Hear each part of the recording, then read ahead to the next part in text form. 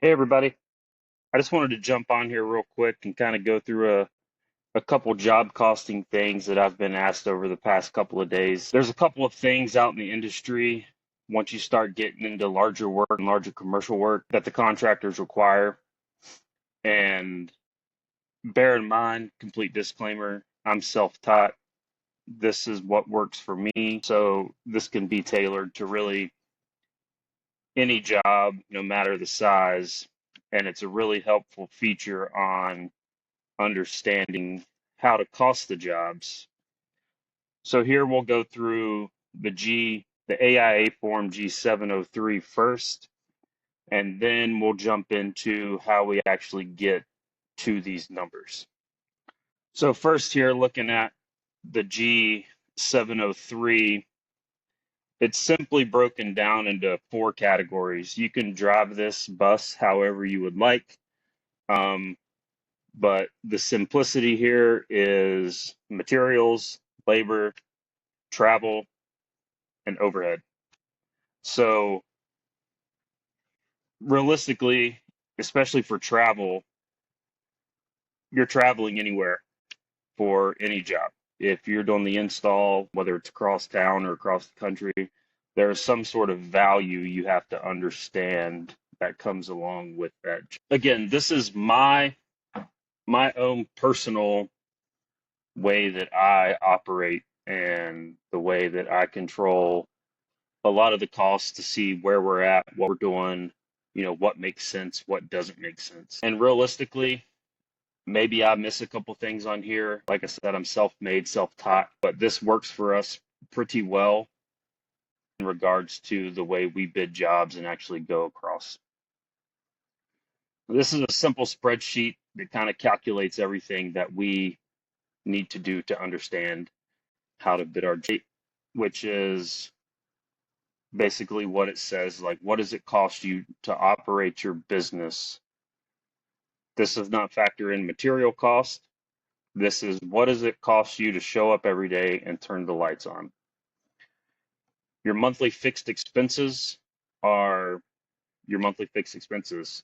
In this sample, I have, your rent for your building, assuming that you rent a commercial space, your utilities, machinery payment if you have one, business credit card, CAD CAM software. We have a work truck, any kind of subscriptions that you use to run your business, business insurance, payroll. Then we have payroll. What are you paying your employees? What you're paying your employees is not a direct cost of how much it costs you to pay those employees. There's additional percentages that are added to these employees to cover the cost of things of taxes, workers' comp, so on and so forth. Overhead. So we have an actual cost of overhead. We mark that overhead up 30%, and that's just my number. Machining costs. This one's very important, and I have to give a shout out to Tony Sriracha at BSE that showed me, like, you have to calculate this machining cost in. And this machining cost is not necessarily relative to how much does it cost you to run your machine. Sure, it is factored into that. However, this machinery replacement plan is probably one of the most important things as a business owner that you can understand. While you can buy a brand and you run that brand new machine, eventually you have to replace that machine, whether it's outdated or, shits the bed or, whatever it may be. You have to calculate in this machinery replacement. So if we start jumping into this, we're just going to throw some numbers at this that are semi-realistic just to get a good gauge of what our costs are.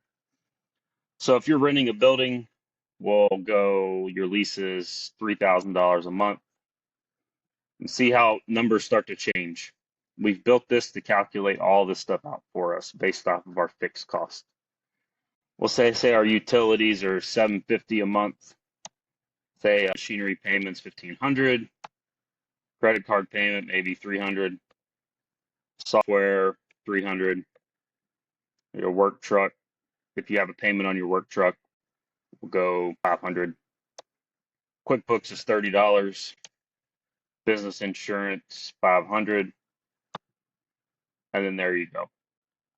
So your monthly fixed expenses are the basis of your costs to operate.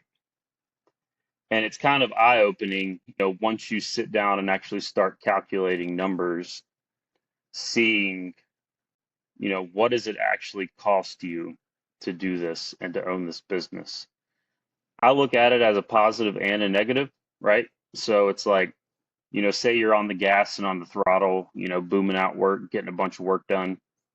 That's great. You know your numbers. But what this can also do as a business owner is show you when you can throttle back. Like you don't have to take every job. You can kind of let off the gas a little bit and coast, if you're meeting your numbers and, your quarterly projections, yearly projections, however you want to look at it. And this is all relative to the business owner, right? If you want to, say get to $1 million a year, these numbers will start to tell you, you know, how do we get to that gross? What does it cost to operate? So on and so forth. So we've added our numbers in here for monthly expenses. Let's step over here to payroll and see what happens when we start adding employees. So say we have 3 employees, we got 2 full-time guys paying them 25, and then say we got a part-time guy, we're paying 20. The total here really is, it is what it is. This is what their base rate and total pay you're paying out is. This is actually what it costs you per hour to run those employees. The simple math that's kind of mathed out for us is the subtotal here of your employees times 1.4. And that gets us pretty darn close to where we need to be for the numbers that I need to know to operate. So what does this cost me per day? This costs $868.28. And that number's just driven from our cost per hour times 8 hours a day with a monthly total for 160 hours. So we step over here for the payroll. What does that monthly cost look like to me? Well, we take our cost per hour, we multiply it by 160, which gives us this total. So this is all the numbers that business owners should know. And obviously there's a lot of things that you can factor in, but you can't factor in. Not all your employees are going to work 160 hours a month. People call in, people get sick, so on and so forth. You terminate employees, you add employees. But, this is huge because again, I go into, if we need more manpower to get a big job done, what does that actual cost look like? What is that going to cost for me? It's cheaper to hire out a subcontractor to do some of the work, so on and so forth. So this monthly payroll expense is a picture perfect scenario, right? So we step over here to overhead. What is the actual cost of our overhead, right? So our actual cost to the overhead is simply these numbers of our fixed monthly expenses. And the actual cost to that, is 68.80. Again, it's just the sum of all these numbers. So the markup on overhead is 30%. And this is to cover any incidental costs, anything that happens, you use more power than you did last month, or, the work truck needs an oil change, or anything really. So you have to have this in business is usually called like petty cash fund or something similar. And these markups, in my opinion, are kind of what saves you as a business owner to control any kind of unexpected expenses. So we get that monthly total simply from, these two numbers here. But we have to know, what does that cost us per day to run, you know? And say we're trying to be competitive with a job, and contractor comes back and is like, "Can you sharpen your pencil?" I always laugh, but you know, you can, if everything's looking good and you need to sharpen your pencil, I mean, you can save in the job costing once we jump over there and see where those numbers can fluctuate at. Again, total monthly here calculates your daily cost. And what does it cost you per hour? Again, 160 hours in a month. So here we have our machining cost. And again, this one's super important once you start buying machines and scaling your business and growing your business. The actual cost of your machines, right? In my opinion, a vehicle is a machine. You're going to have to replace that eventually. Machinery payments, CNC, edge bander, anything that you would finance through the business that you're not going to shell out, $150,000, $200,000 for up front. If you can, congratulations. Most of us can't. So the actual cost of that is $2,000. Again, machinery payment, this number can be, it's a fixed cost. It's whatever it is. And, I like to add my vehicles in there because, again, it's a machine that does a job for me. Machinery replacement, 30%. I cannot stress adding this value into your job cost. Again, anything happens to the machine, you break a spindle on a CNC, you have to get edge bander maintenance. Last month we got edge bander maintenance done and it was like $2,500. So if we really didn't factor in this additional, what I call an MRP, where's that $2,500 for the edge bander tech going to come out? Where's that money going to come from? Is it going to come out of, my own pocket? Is it going to come out of, labor rate? No, like you have to understand there's a cost associated with running these machines. That drives our monthly total. And again, I personally calculate out to a daily and to an hourly. So all of these numbers come into play at your cost to operate. Again, these are going to be different for everybody. These are just sample numbers, but this cost basis, what does it cost us per hour to operate? These numbers are really non-negotiable. It's things that should be looked at when you're onboarding new employees or going to buy a new machine or something like that. What does that look like in our conversion? How much work do you have coming in? How much work do you have on the calendar? So on and so forth. So we've calculated out the hourly expense again here. Payroll is how much it costs, overhead, machining. And the rest of the numbers, I just like to see them. So we just divide them out by hourly. There's 8 hours in a day. There's 40 hours in a week. There's 160 hours in a month. So on and so forth. So that's how we get to all of these numbers, right? These numbers make up the backbone of your business. And, as you can be as detailed as you want to on this, you can track as much stuff as you want. It's all in fine tuning these numbers to make sense for you and to see how you actually operate your business. And again, these numbers are really non-negotiable. If you have, debts in the business or expenses in the business, you don't have to just pull numbers out of thin air to bid a job. So let's jump over to job costing a little bit. So we kind of just pulled some of this material cost information over here from Mosaic. Shout out to Mosaic for what they do. So job one, right?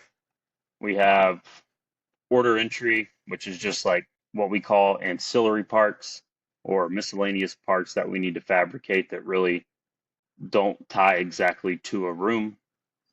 So that material cost, rough numbers, we'll just drop 15,000 in there. So room one, we have three of the same room in a job, and this is how much the materials cost for that. We'll just make it simple math, 2,500. That multiplies out by three. Room two, that we have $12,000. Multiplied by one gives us 12,000.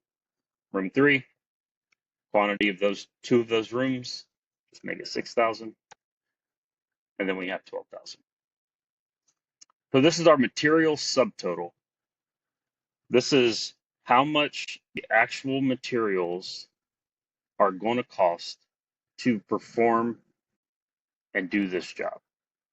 This is really, again, non-negotiable unless they change materials. If they ask for a cheaper price, you tell them, well, this is the price of the materials.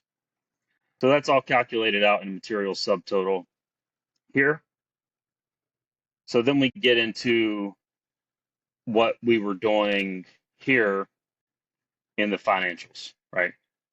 So overhead, how many days is it going to take you to fabricate this job in your shop based on a 40-hour work week? In this scenario, we have 10 days, 2 weeks, if you will, that as a business owner, I've said, hey, we can build and finish this job in 10 days in the shop. So then this amount comes from our financials we just built out. So here's our daily rate, comes here with the overhead. Multiplied out by 10.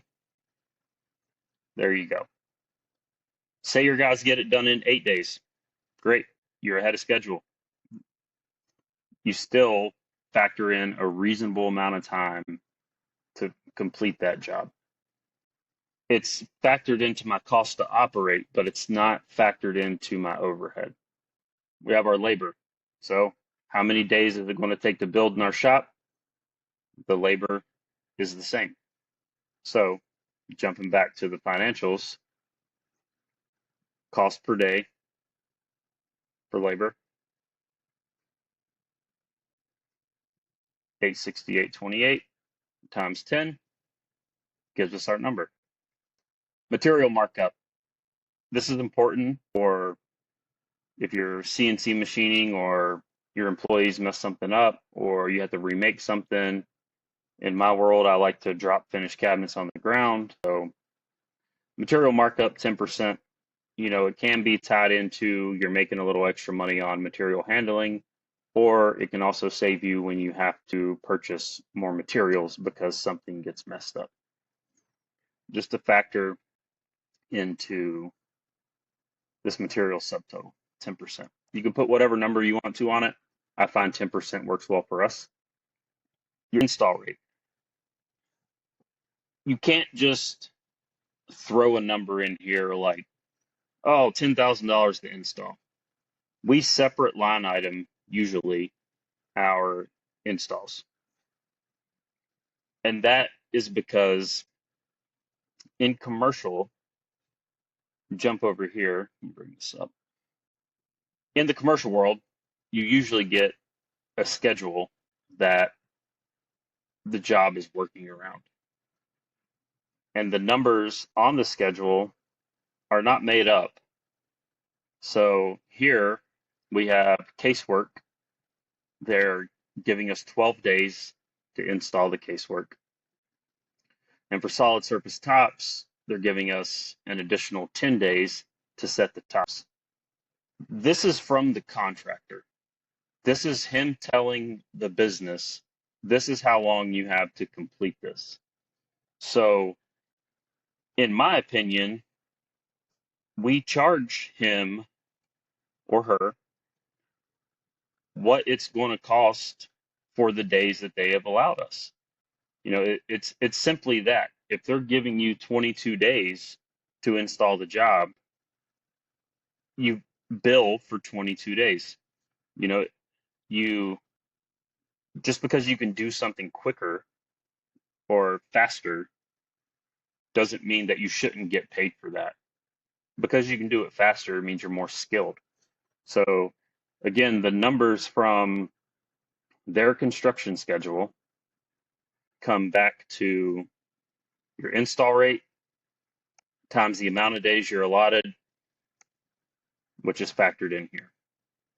Again, it's their numbers. Use their numbers to get you where you need to be. Mileage. So mileage for the trip is 67 cents per mile. That's what the IRS lays out for mileage for 2024. This is adjusted every year. So one of our jobs is in Florida coming up. So round trip, that is 1604. Google Maps tells you exactly how far you need to go. So 1604, 67 cents a mile. So per diem, again, there's their 22 days, $110 a day for per diem. And here's the cost for that. Simply per diem rate times the amount of days you're going to be in the field. Profits. So your profits, 30% on the materials subtotal. It's the way we calculate it. It's what works for us. Is it perfect? I'm not sure, but I do know it's what works for us. Tax, we got to all pay the tax man, unless we're tax exempt. That's a whole nother ball game. So we have our material cost, we have our overhead, how much our labor is, the markup on our material cost, how much is it going to cost us to install, our mileage round trip, our per diem, and our profit margin, and the old tax man. So for our total,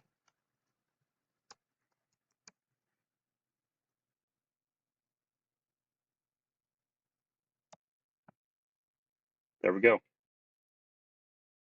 So how does all this work, and how does all this tie back into that AIA Form G703? So here I've pre-filled out information that has all come from this job costing worksheet, which all that information has come from this expenses worksheet. So the material total comes from our material subtotal and our material markup. We add those over here. Our labor comes from shop labor and install labor.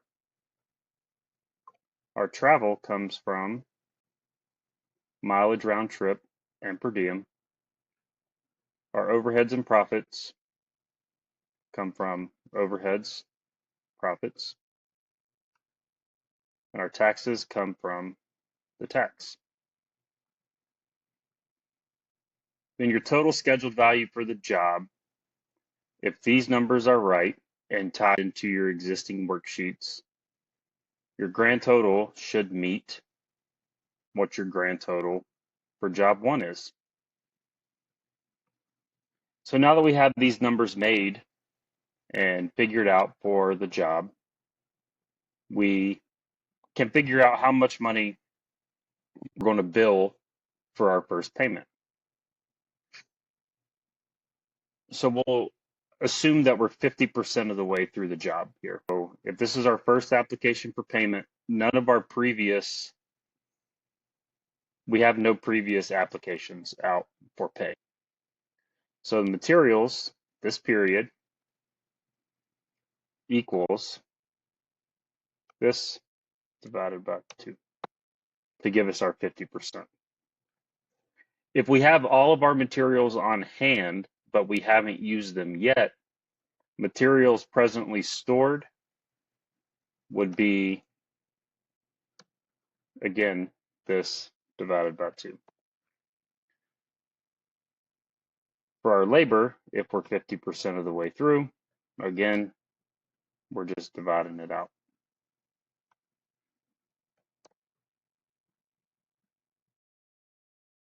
This here is why I like to do an install as a separate line item. So we'll copy this down.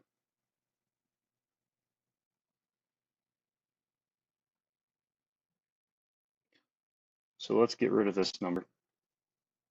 And then let's calculate in our shop labor here and our install labor here.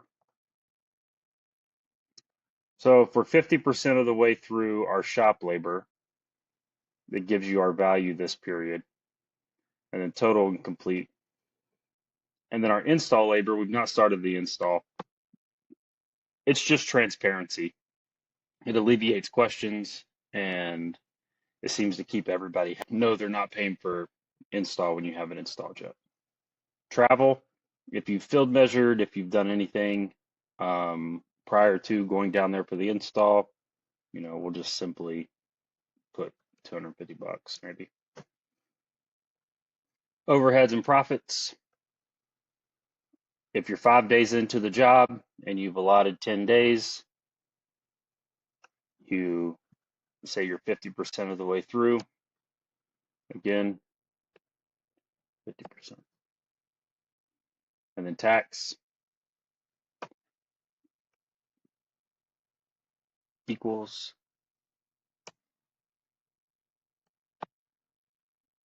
divided by 2 if tax is applicable.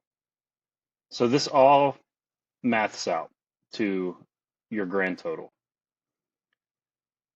It just keeps track of your construction schedule and how far you've come along in the job and how much you've earned for the job. So here's your materials, your scheduled value, what materials you've used during this application period, and what materials you have on hand for this application period. How much that value is, which comes back to the scheduled value, the percentage of materials you have, and then your retainage. Labor, all this follows the same legend. But keep in mind, you need to keep track and know of what that variable retainage rate is with that contractor. Some are 10, some are 15, so on and so forth. And then all that brings you down to what all of your totals are. So in theory, you're 57% of the way done with the job. This is how much money is owed to you on the next application period, given your values and given you're finished with the job. And this is your retainage rate, which gets held out until your final application for payment. I know this video is a little bit lengthy, but I do believe that it's worth diving into and understanding. I've seen a lot of questions, across the board that people just don't really understand how to cost and how to. The biggest thing to that is just understanding your numbers. If you're running any type of business, big or small, there's costs associated to any job or any operation. The best thing to do is just, sit down, write them out, and understand what it's going to cost or what it does cost you to make money. It's a business. We're all in it to make money. Nobody wants to lose money.